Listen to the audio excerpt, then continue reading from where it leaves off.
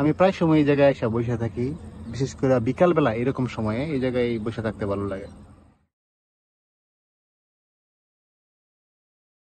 প্রায় সন্ধ্যা হয়ে আসতেছে, তো চিন্তা করলাম যে একটু হাঁটাহাঁটি করি, মাঠে যাই একটু হাঁটাহাঁটি করি। এখন সেমিস্টার ব্রেক চলতেছে, যারা বিএসসি বা ডিগ্রি স্টুডেন্ট ওদের সেমিস্টার ব্রেক চলতেছে আগামীকাল পর্যন্ত আর কি। তো এখন পর্যন্ত ক্যাম্পাসের স্টুডেন্ট খুব কম, মেবি কালকে ব্রেক করবে সবাই।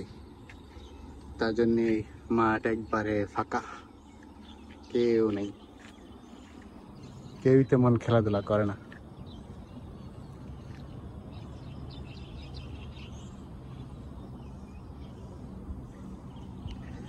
আর এই জায়গায় একটা ব্যাপার হলো কি, চতুর্দিক দিয়ে তো পাহাড়, মানে দেখা যায় যে সূর্য আছে, হঠাৎ করে অল্প কিছুক্ষণের মধ্যে 5 মিনিটের মধ্যে সন্ধ্যা হয়ে যায় এরকম।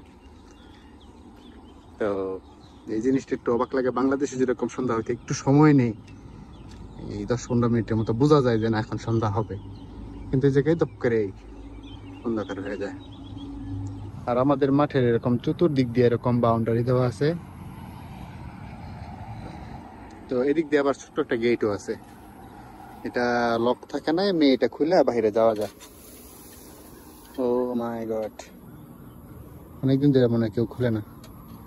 সাপ আছে নাকি আল্লাহ জানে। এই জায়গায় এসে বসে থাকতে ভালোই লাগে। আর এখান থেকে মানে মেইন রোড দেখা যায় একবারে, এটা হচ্ছে মেইন রোড।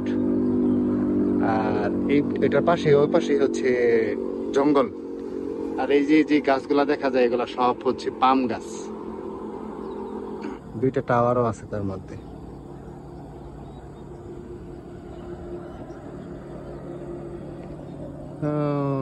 কেউ নাই। আর এটা কিছুদিন পর পর মানে প্রতি সপ্তাহে আসা যে ক্লিনার আছে, ওরা ক্লিনার না ঠিক, ওরা যে ঘাস কাটে, এগুলা ঘাস কাটে দিয়ে যায়, তা না হলে তো একবারে জঙ্গলের মতো হয়ে যেত। তো বাংলাদেশে যদি এরকম কোনো জায়গা স্পেস থাকতো ভার্সিটির আশেপাশে, তা আমি মোটামুটি শিওর যে এই জায়গাটা বাংলাদেশে ব্যবহার করা হইতো। আমার মাথায় একটা আইডিয়া আসে, যদি আমি সুযোগ পাইতাম বা আমার যদি এরকম সুযোগ থাকতো, তাহলে আমি এই জায়গায় ফুচকার দোকান বসাইতাম এই জায়গায়। তাহলে মানুষ আইসা এই জায়গায় ফুচকা খাইতো, চটপটি ফুচকা।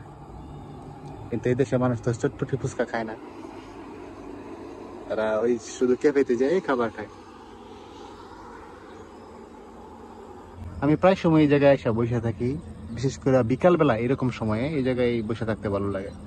আর দুপুরবেলা তো আসাই যায় না, কারণ এই জায়গায় প্রচন্ড রোদ থাকে, দুপুরবেলা আসা যায় না। সকালবেলা তো বের হওয়া হয় না, আর শুধুমাত্র বিকালবেলায় সন্ধ্যার আগে আগে এই জায়গায় আসি।